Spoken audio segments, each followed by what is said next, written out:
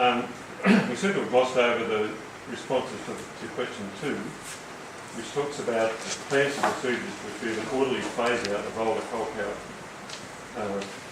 power stations. In particular, that point.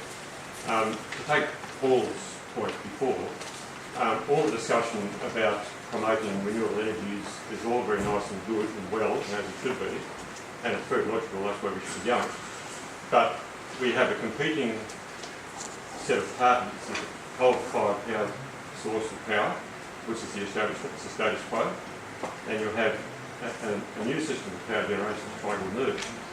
There's only a certain amount of consumption, so that those two sources have to be shared and have to compete for the consumption.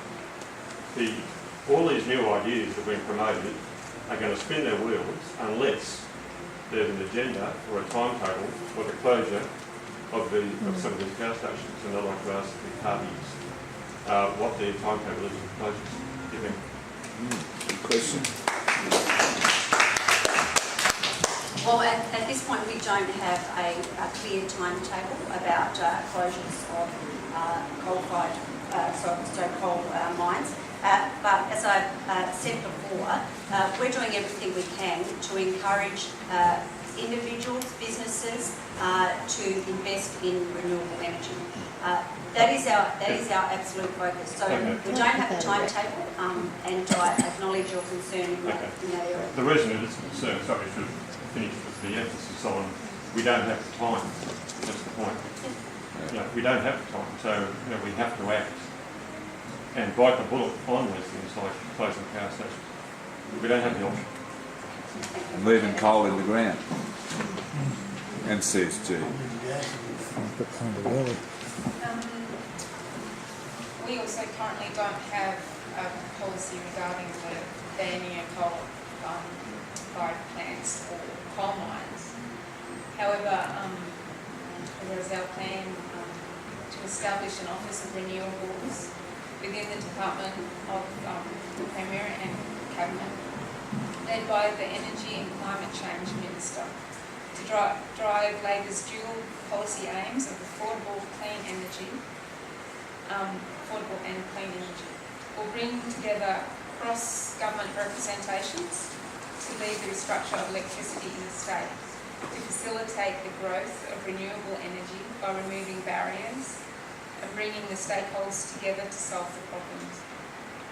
As a first step, it will hold a round table with representatives of the old and new energy industries to identify the key challenges that need to be addressed.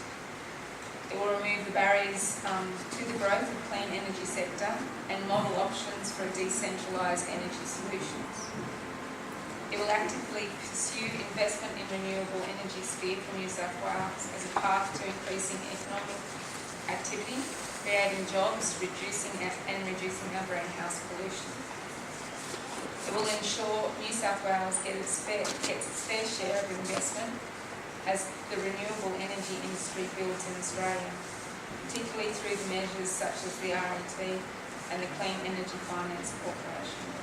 The Office of Renewables will reinvigorate the renewable energy precincts to foster locally driven plans to increase renewables and decentralised power. Barriers to the growth of decentralised power will be actively removed, embedded in these projects in the planning system, standardising contracts and approaches.